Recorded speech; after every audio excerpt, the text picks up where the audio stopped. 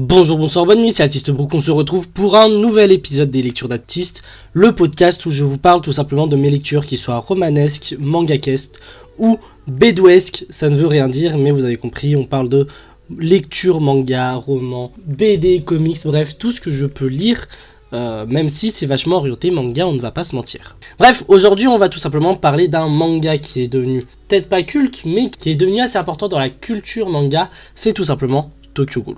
Alors Tokyo Ghoul, en gros, ça parle de quoi? Il faut savoir qu'il existe des humanoïdes à Tokyo appelés ghouls. Ils représentent une réelle menace pour les humains car les ghouls ne se nourrissent que de chair humaine, sans oublier qu'ils se fondent également dans la masse car très ressemblants aux humains. Ken Kaneki, quant à lui, est un jeune étudiant passionné par la lecture.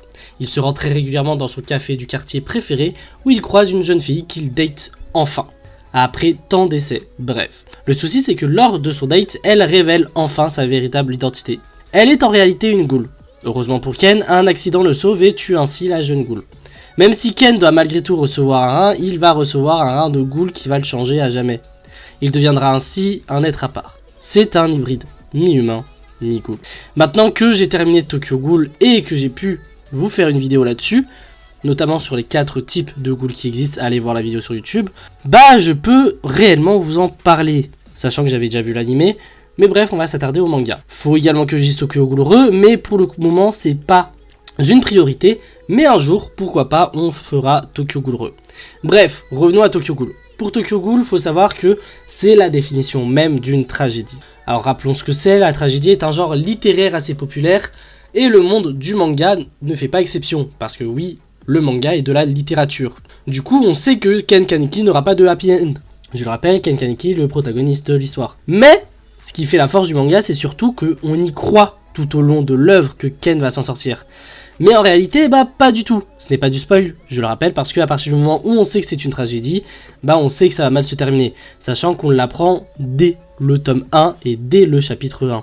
Rien que ça, Tokyo Ghoul, c'est super. En plus de ça, Suishida va aussi torturer Ken Kaneki, que ce soit mentalement ou physiquement.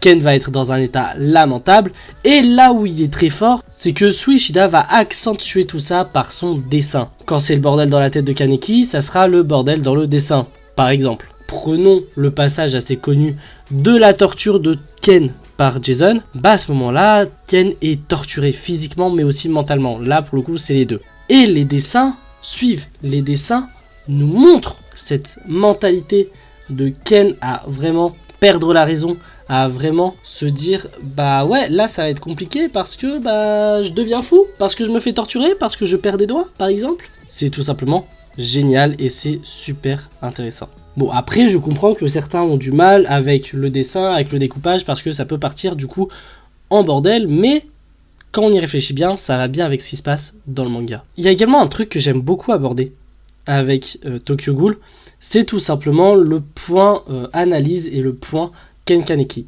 Alors pourquoi? Parce que Ken Kaneki me rappelle certaines populations dont je fais partie. Cette population-là qui ont une double culture, qui sont binationaux et qui sont nés en France, qui ont grandi en France, mais qui ont des origines. Mon cas, c'est que je suis né en France, dans le 73, en Savoie, mais je suis d'origine algérienne. Donc je suis baigné dans cette culture depuis ma naissance, ce qui fait que j'arrive à assimiler les deux cultures. Bref, du coup les binationaux ont généralement une similitude, c'est qu'ils ont tous une recherche identitaire. Ils vont tous rechercher la personne qu'ils sont. Prenons l'exemple de mon cas, est-ce que je suis français? Est-ce que je suis algérien? Est-ce que je suis les deux? Est-ce que je suis aucun des deux? Ken Kaneki, c'est exactement la même chose. Il va se demander tout au long de l'œuvre, est-ce que c'est une ghoul? Est-ce qu'il est humain encore? Est-ce que c'est les deux ou aucun des deux? Il va donc baigner depuis sa tendre enfance dans l'humanisme, dans l'humanité, mais du jour au lendemain, il va baigner dans le monde des ghouls. Et c'est là où il va devoir aussi apprendre à vivre comme une ghoul. Il va rencontrer les ghouls, il va s'en rendre compte que les ghouls, ce ne sont pas que les méchants comme évoqué dans les médias. Tiens, ça me rappelle quelque chose.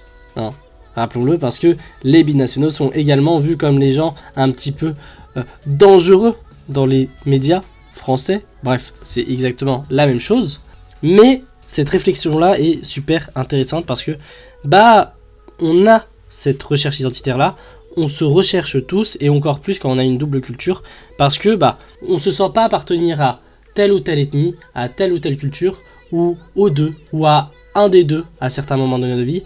Mais le but et la finalité, bien sûr. Et là, c'est là où c'est super intéressant pour Ken, parce que est-ce qu'on a cette finalité ou pas? Faut lire le manga pour ça. Alors oui, cette réflexion-là, je l'ai eue quand j'ai lu le manga. Alors oui, je ne l'ai pas eu quand j'ai vu l'anime. Après, j'étais vachement jeune.